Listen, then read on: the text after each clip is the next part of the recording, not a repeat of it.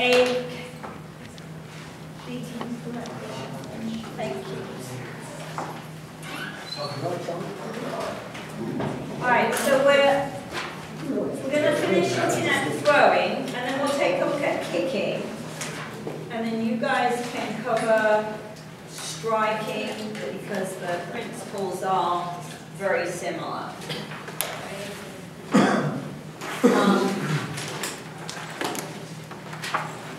So we looked at a couple of pieces of film for an inexperienced thrower versus someone with clearly quite a lot more experience. If we look at the developmental changes, so if we break throwing down into its components, then what the researchers who look at throwing generally, there's a lot of research on throwing, and a lot of the people looking at that are either ex-baseball players, so Dave Stodden, if you ever see any of his work, used to play baseball, or they're football players, all right, so they're very keen on throwing, and they have divided throwing action up into 5 different components, which is a lot more complicated than what we saw when we looked at the running components, where we just had arm action and foot action, right? So we've got trunk, backswing, upper arm, forearm, and foot for throwing, all right? So it's quite a lot more complicated. And if you look at page 161, there's a table there that gives you a very detailed description of what each of these steps, each component, and each level for each component should look like. Right. Also, we have a nice observation plan, makes it a little simpler to assess using a component approach. So the same idea that we saw in chapter 7, create a yes-no question, right, and work through yes-no questions until we get to what would be a proficient pattern for that component. All right, so if I look at, let's look at backswing. Right, so I'm going to watch from the front and the side, and does the arm move backward before moving forward? Right? Yes, no. Should be relatively straightforward. Yes or no. If it's no backswing, so if the arm comes here like we would see on the MSU chart in stage 1, or here like we would see in stage 2, then we're not going to get past level 1, step 1 for the arm component, for the backswing component rather, on a component assessment. Right? If we say yes to the first question, then the second question, does the hand drop below the waist? So what the research says is what I'm looking for on a good form for throwing is not a backswing that does this, although that's what we saw that young lady do in that film, right? She pulled her arm and went straight into her shoulder. So what the researchers are saying, really what we want is the hand down here in order to throw. No or yes. If it's no, then on this particular one, they have another question at the no, because the hand not dropping below the waist doesn't give me a picture of some of the other options that could occur. Right? Does the ball swing outward, up and around? So that would be what that young lady did. She would be step 3. So I'm coming here, right, rather than coming down and here. So level 2, level 3, and level 4. So we've got 4 different opportunities to score on the backswing. So the component approach is nice because I'm going to be able to score every component separately. Gives me a much stronger picture of what's going on. Okay, so do I take a short step or a long step? Right?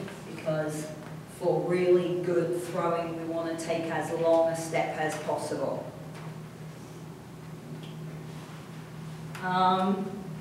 Let me see, where else here? So one of the things we've got to pay attention then when we're looking at these component approaches is I've got the opportunity now to have several different combinations. Right? So I might score a 3, a short contralateral step. So maybe I'm stepping with the opposite foot, but it's a small step. I can score 3 for my foot action and maybe level 1 for my arm action. So just because I'm stepping with the opposite foot doesn't mean anything's necessarily happening with the arm. If we go back to the total body approach, an MSU or a TGMD, what do I score that? Right? Because stepping with the opposite foot is stage 4. But doing this with my arm would be stage 1 or stage 2. So now what score do I give it? Right? So the component approach gives me a lot more flexibility for finding out what is really happening with a particular individual and the skill. Right? That's useful. It means I can divide children up. I might have 2 children scoring stage 3 on the MSU chart, but they don't look the same. On a component approach, I would have different scores for them for different components. That means I've got a lot of opportunity for combinations of scores. We don't see every combination according to the research. So if I took all those levels for each component and we mathematically worked out how many opportunities that gave me, we wouldn't see all of those. Typically, some of these combinations are more common than others. Right? And we don't see the same level for each component at the same time. So if I switch from level 2 to level 3 on the foot component, that does not mean I'm also going to switch level 2 to level 3 on the trunk component. Right? So each component is going to advance at its own rate, and it will advance based upon what it is you're emphasizing in your lesson plan. Right? So we don't want to get too clever and try to hit every single component in every single lesson plan, because that's too much information for someone who's not a good thrower. So which component am I going to work on first?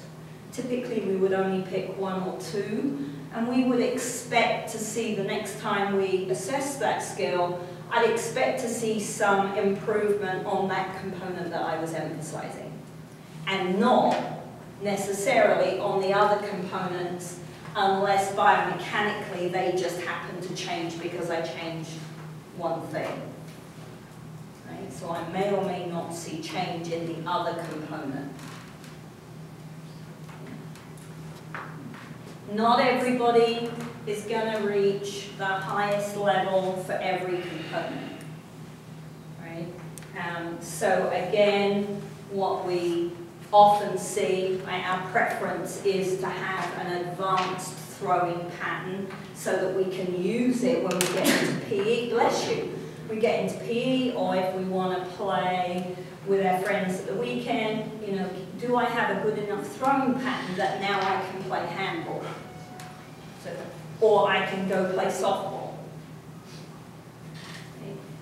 What we see often is that the girls don't perform as well as the boys. Right? So the boys tend to be more advanced in every component from K through 7th grade, and then again in the research when we look at adults. Does your research have anything, like, does it ever show, like, young girls who have older brothers, if they're still the same as that, those who don't? You know, if they've got older brothers who play and throw, then typically you'll see better patterns in young girls that are getting good modeling and getting experience. It's not a physiological problem. It's just the fact that girls don't practice throwing typically. And that's all it's down to. So we don't automatically reach high levels on every component. It takes practice, it takes good modeling, it takes good teaching. I've got to have some good feedback and cueing going on. Also be thinking about, if I'm coaching these skills, where should I stand? Mechanically, you want to stand at right angles to the plane of motion. So for throwing, depending on which component I'm looking at, I'm either going to stand at the side, or I'm going to stand directly behind or directly in front. You can't see everything if you stand at an angle. Right? That means you have to be moving around, all right, in order to see everything.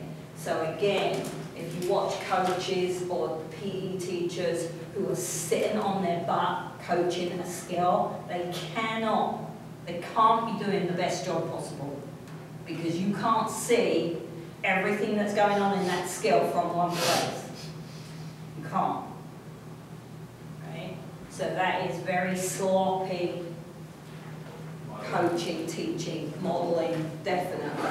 Right? Why is this class not for those teachers, the educational teachers?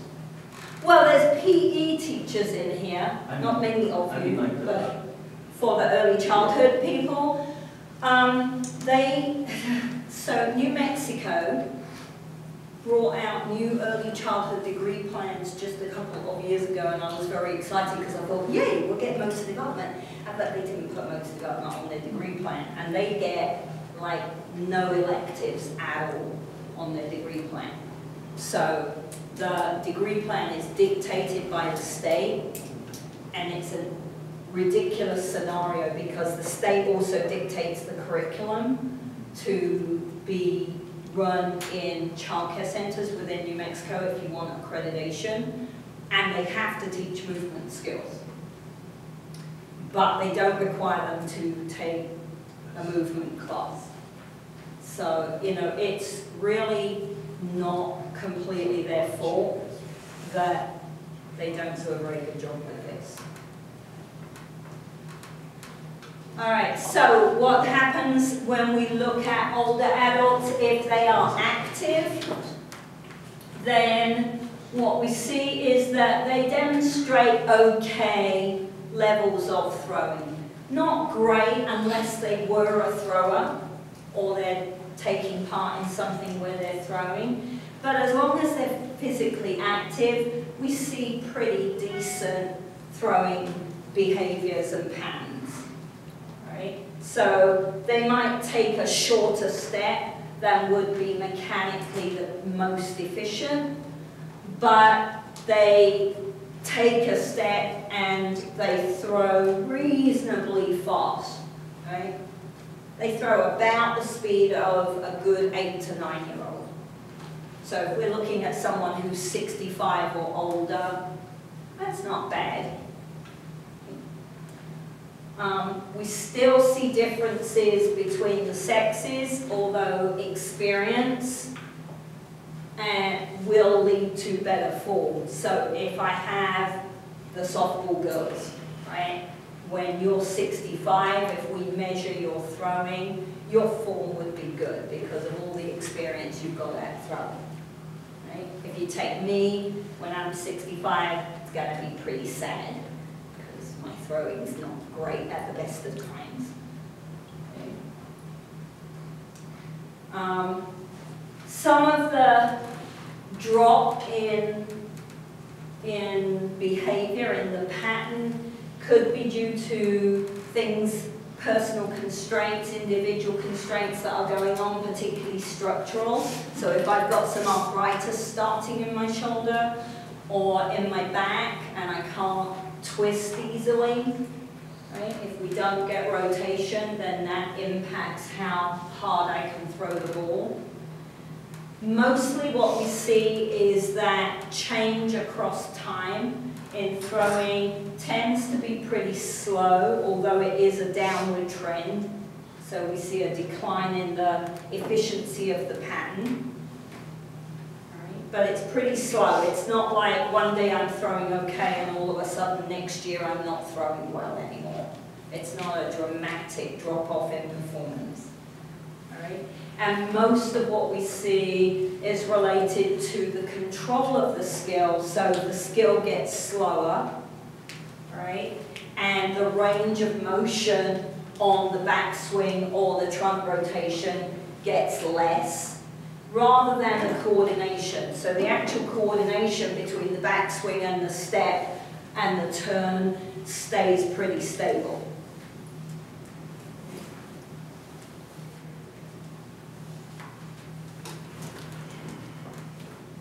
Alright, so our throwing for accuracy then.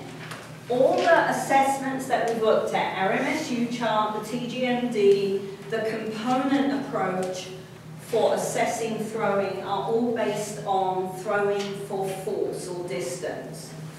Right? So those developmental sequences that we have that are validated are all to do with throwing for force. So what happens when we ask someone to throw accurately, right? I change the task constraint. So if I change the task constraint because the goal of the skill was throwing hard, and now the goal of the skill is throwing accurately. All right? So if I change a task constraint, then the theory says I should see a change in the motor pattern that is produced. And that's generally what we see happen. Right? If I ask someone to throw very accurately, who was working at the throwing station today? Yeah. What did Valerie do? Longed up, right up close, because in her head, the goal was to get the beanbag into the pocket. Right? Even though we were asking her to throw hard, she had decided what she wanted to do was get the beanbag in the pocket, so she went all the way up to the target. Right? So that's generally what we see occur. If we change that constraint, we see lower levels on the developmental assessment because the assessment isn't geared for that constraint. Right? In sport, generally, we've got a trade-off to decide upon, right? Because many times in a game, the goal is to throw a long way, but I've got to get it there at the right time, right? If I'm who throws the ball, quarterback? Okay, so if I'm the quarterback and I throw the ball all the way down the field and I miss my teammate by 15 yards, that's not good, right? That's not helpful. Or if I'm throwing to base and someone's running in and I miss, even though the ball got all the way there, that's not any good to us. So we want them to be able to throw a long way, but also to throw relatively accurately. So generally what you find is there's a balance, right? And the more force I ask them to apply, the less difference I see from the original assessment, but I can't throw as hard as I can throw and throw accurately. There's got to be a bit of a trade-off there. So what is it I'm going to ask my athletes to do, right? Which is the most important. Okay. If force is part of the success of the skill, we can throw hard and throw accurately, but if all I had to do was throw the ball, it would likely be harder.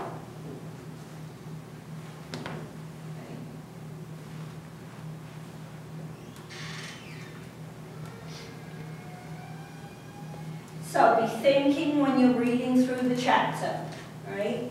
Why do we see these differences between boys and girls that is not based in physiology, at least not before puberty? After puberty, it's a slightly different kettle of fish, because guys have more muscle mass up here. So they're going to be able to throw the ball harder once they've been through puberty. But before puberty, we see a difference. And in older adults, we still see a difference, even though the guys are losing muscle mass. Right? So think about the triangle. What is going on? Right? Some of it is going to be environmental, because we don't encourage girls to throw. So society, parents, right? Other girls at school don't encourage girls to throw very much. Just keep thinking about how do I use our triangle, our constraints theory, to explain what we see happen with these individuals. Right? And if you want a really good visual of throwing for accuracy, go online, try to find a video of a dart board. Right? We don't see any step or backswing in darts. Do we? No. Play darts? I love darts. I used to watch it on ESPN. Right? It's very, very minimal. So, totally different action, behavior. It's still throwing, but the goal for the throw is very, very different. Alright, so what about kicking then? Remember that we said the mechanical principles are similar. So I'm going to take a big long step in. The better I get, the longer the step is going to be. We want, instead of a backswing, we want the leg back as far as possible so we can apply force through a bigger distance. Alright? So in kicking, they're going to strike the ball with the foot. So depending upon the kick, the soccer players will tell you that's a little simple. We don't just kick the ball with our foot, right? There's all kinds of ways. I can use my instep, I can use my shoelaces, right? Some people, when they're kicking or dribbling, may even use the outside of their foot to control the ball. So that's a little simplistic, right? But in order to kick a ball, kicking is a lot more complicated than throwing. Because in throwing, I have the ball right here, and I've got control of the object. In kicking, even if the ball is stationary, I still have to run up and judge where to stop running and where to start swinging. Which means I have to have some perceptual ability of judging where my body is in relation to the ball. Well, as you'll see when we get on to, I think maybe chapter 10 or 11, perceptual ability has a developmental trend. Right? So when I'm 3, 4, 5, it's very difficult to judge where to run and stop and swing. And I had a bit of film, I don't know if I still have it, but I had a bit of film with William when he was really young, where he ran up and he stepped on the ball. Looked in the air and landed on his back. It was not a happy day, but it was quite funny. It was quite amusing because it was a perfect example of this. Right? The ball was standing still, and yet he managed to step right on top of it because I had said run and kick the ball. So that's a lot of work for the brain to organize where do I step. So the next bit is you don't step right in front of the ball, you've got to step to the side of the ball. Okay? And as I step, I've got to swing my leg in order to apply the most amount of force to the ball. Then if we put kicking in a game, most of the time, the ball isn't stationary. Right? So now I've got to be able to tell which direction the ball is coming from, how fast is it coming, where do I go in order to meet the ball and kick the ball. lots and lots of computations going on in the brain. It's not cognitive, right? The brain's having to judge and learn. But kicking takes a lot longer to learn than throwing.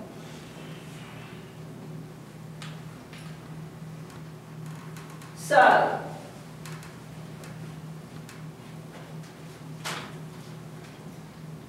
kicking early on, ball stationary.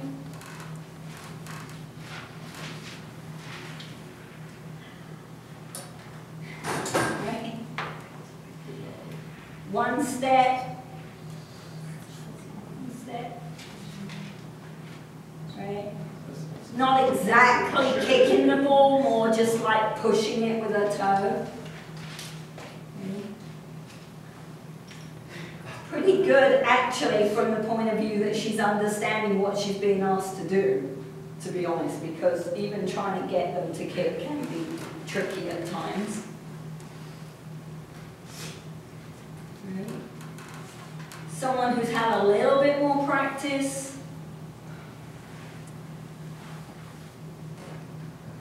Right. This is not nice. This is not good because it's almost accidental that he kicks the ball. He runs well, walks quickly straight through the ball. Right? This young man is going to have some severe challenges as he gets older with moving because he is really, really heavy. Right?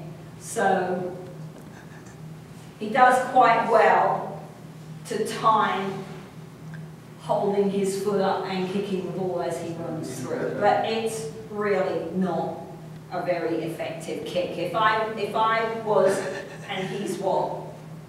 He's maybe 9, 10. Oh, that's a big. Right? He might be a little bit older, but Yeah. It doesn't look like he's going up running. if I'm a PE teacher, wouldn't I be teaching them some soccer skills and games and putting them into a game by now, by 9, 10, 11? Right? I wouldn't have them all lined up with a stationary ball running down the gym and kicking the ball. We would be introducing games and strategies by now. Well, he's going to have a problem putting that in a game. Because that is not a very good kick. So then we create all kinds of other problems because, especially, I don't know about you guys, but my PE teacher always said, okay, pick your teams.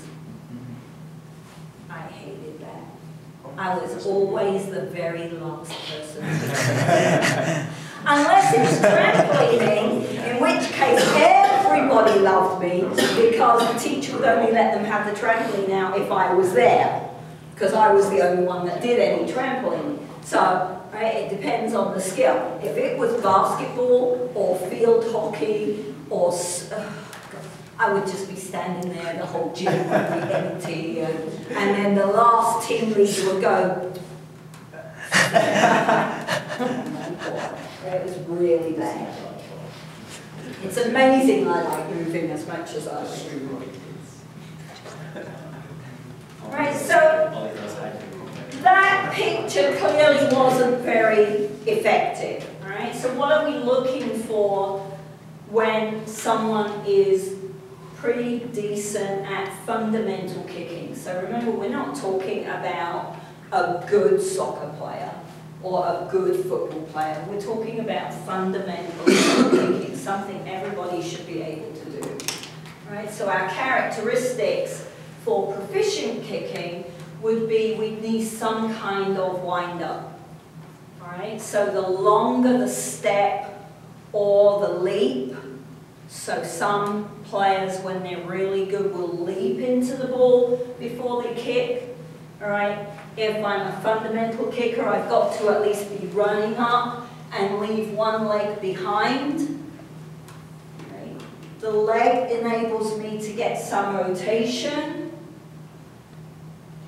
Right? And I've got lag, the same way we had arm lag in the throwing. Now I see leg lag, leg lag. Try saying that fast when you've had a beer. Very difficult. Okay? So we should see some sequential. We need lots of range of motion in the hip. Right?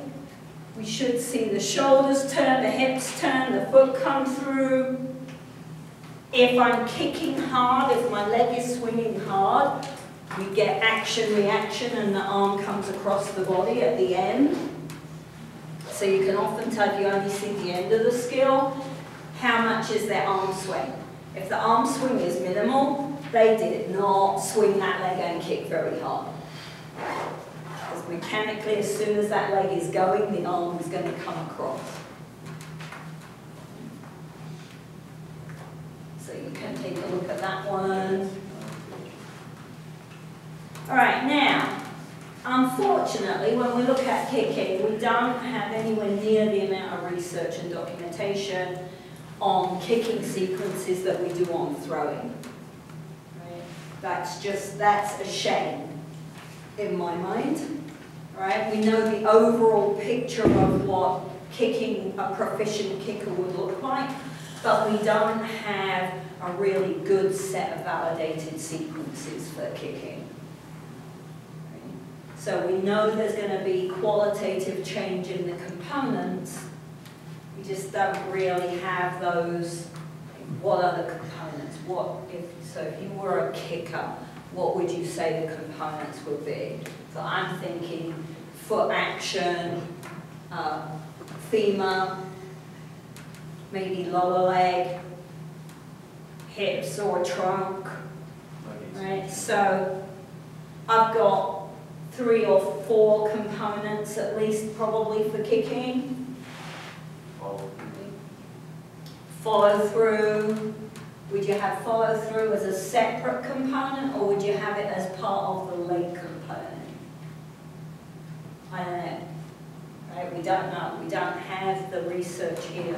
So if I'm the teacher, then I have to give it my best guess, come up with the components that I want to score, and stick with those. Right? Same idea though, it's not going to be automatic. I'm not going to just suddenly have a child that kicks at a proficient level if we don't practice and we don't model and we don't give good feedback. Right? So that's one of the biggest hurdles to get across with parents, with other teachers. Right? Why do we need PE? All children can run and kick and throw. Well, no they can't. No they can't. And if they can't run and kick and throw when they're young, why would they run and kick and throw when they're your age? So how do I keep them healthy? So the little bit of research seems to say that if we ask them to kick for force, so similar idea with throwing. If I ask them to kick for force, can you kick the ball as hard as you can at the wall? So a fun way of doing that is to put, if you're in a gym inside, you can put bubble wrap up on the wall. Right? Can you kick the ball as hard as you can at the bubble wrap and make the bubble wrap pop?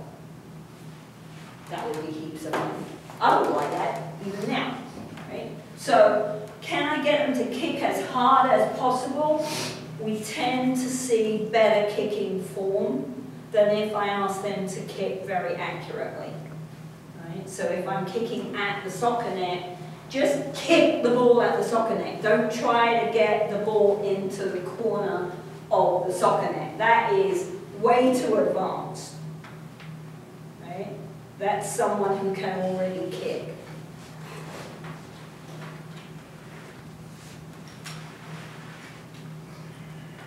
So how do I design developmentally appropriate kicking activities?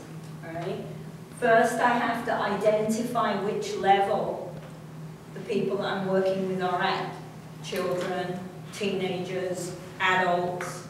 What level are they at? And then, how do I design a kicking activity that would be appropriate to help them move up and get better at the skill.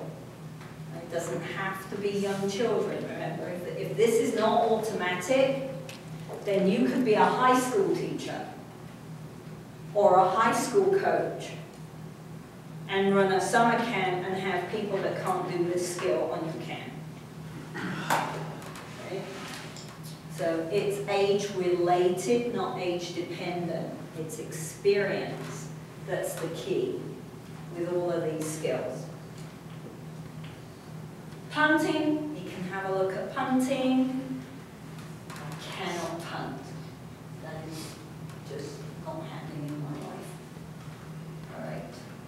Keep going, keep going, keep going. Striking. So again, think about culturally, when I look at the MSU chart, you are striking a ball off a cone. That is quite culturally dependent. Yes, it's similar to a tennis swing, but it's very similar to a baseball swing and a softball swing. So if you have children in your class, right, we're right by Cannon Air Force Base.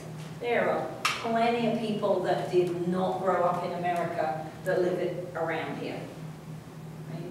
So if I try to test them on an MSU, I've got to make sure they understand what it is I'm asking for, because their picture of striking may look very different. Right? In cricket, I strike here. In field hockey, I strike here. I don't strike up here. Right? So again, be aware that when you're using the assessment, make sure of what kind of skill it is.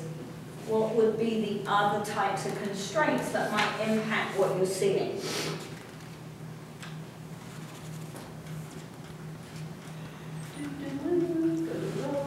you can check through striking and punting, and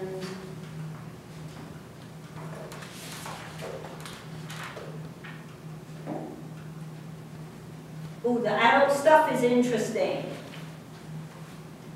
because older adults don't tend to play baseball, right, or softball, but they do play tennis. So we do have some research looking at tennis. They also play golf, which is striking, but it isn't a sidearm strike. Right?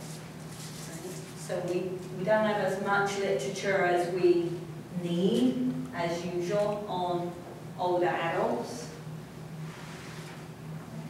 So how am I going to assess these skills? Got to pay attention to assessing. Why do we assess?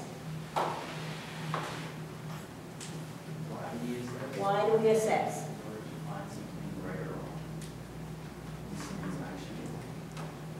Okay, so to distinguish what the pattern is the person is producing.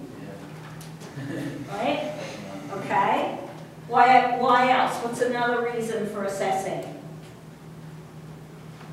Why are we spending so much time talking about what this skill looks like? To help improve people who need it. Okay, to help improve. If I don't know where it started, how do I know whether or not it got any better? Okay. So I have to do a pre-assessment. Here is ground zero, right? This is starting point. This is my baseline. And then we teach the skill. And then we have to assess it again to see whether or not the skill got any better. So when I see whether or not the skill got any better, what's the third thing I'm assessing for then? If it's not any better, you're assessing to see what you do to improve. So I'm assessing myself, right? Did I do a good job? Did I give a practice that allowed the skill to get any better?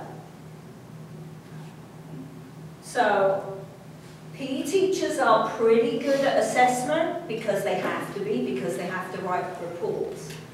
Coaches tend to be a little sloppy about assessing, right? We do all the pre-assessment, pre-season check-in. We check how flexible we are, we check how strong we are. We run a 40-yard dash, how fast are we? And then we do all this training. And then do we run the post-assessment afterwards? Usually, like, for improvements, they retest you again. They don't always though, do they? A lot of the athletes do pre-season testing, don't do end of pre-season testing before games start. Like maxes, like Yeah. retesting your maxes with it. They don't do that for like soccer or, no, they do it for football. LV will do it, because he's good, right? But if you're working with a high school coach, Oh, they don't.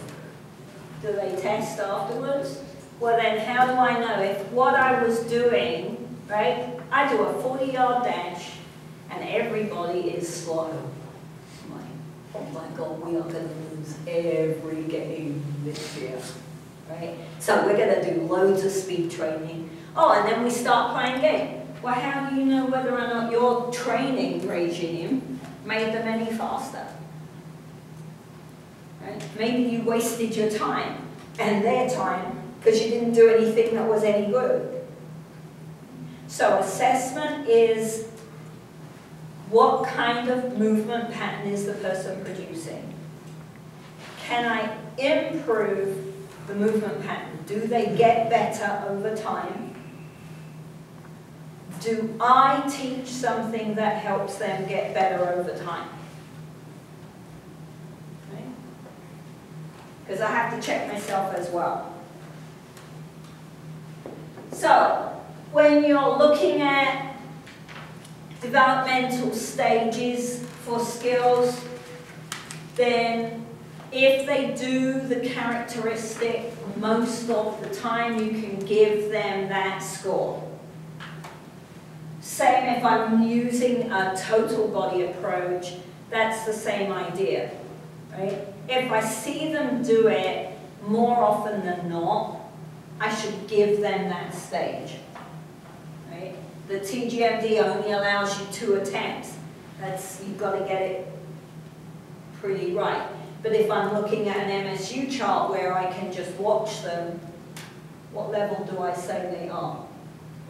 Remember that I've got to score, observe, coach, teach from the appropriate position. I've got to be lined up in the right place, which would mean I would have to move, right?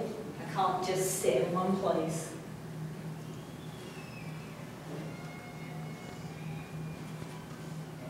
So, the improvements that we see, the changes in the skill over time are working towards being the most biomechanically efficient, meeting as many mechanical principles as we can, right? Typically, because what we're looking for is force, distance, more often than not, right? For most of our games. Not everybody is going to reach the highest level, even with teaching. Right? If I'm not skilled at that movement, I might never be really skilled. I can get better. Can I be great? Not necessarily. And active older adults maintain pretty good coordination on ballistic skills. But active is the key. We don't see the same outcome when we look at sedentary adults.